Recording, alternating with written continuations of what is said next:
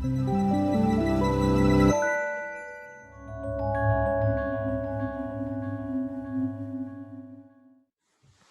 understand what's going on with hypothesis testing using regression, it's useful to start with a true experiment, right? And in a true experiment, we're able to actually assign people or assign countries into a treatment condition and a control condition.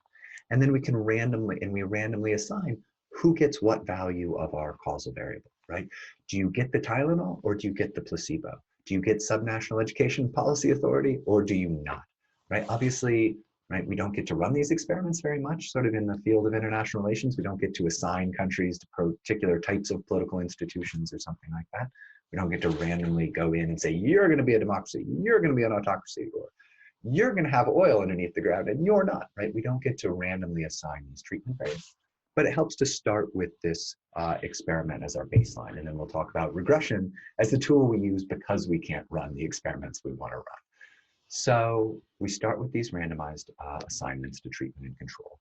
One of the randomized assignment mechanisms you'll see a lot in social sciences, sort of these charter school lotteries, and students get randomly assigned to the charter school or to the neighborhood school, right? And then we can look at differences in test score outcomes and get a nice measure of the effect of being in a charter school on your test scores as opposed to being in a neighborhood school. Because those kids are randomly assigned, what we can infer, what we know is that on average, the students in the charter school are the same as the students in the neighborhood school across all the things we can observe and can't observe. They're going to be the same on parents' level of income, parents' level of engagement, what neighborhood they live in. All these other factors are going to be on average the same across all these students. The only difference is what school they're in. So any difference we see in test scores, we can attribute to the school, right? So that's really nice for causal inference. Experiments are sort of the gold standard for causal inference.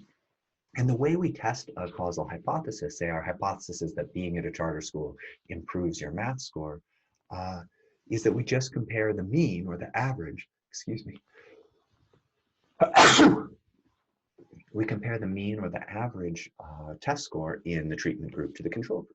And because we know those two groups are the same on all these other factors, any difference we observe in the means, we can attribute to our causal variable, to that assignment into the treatment group.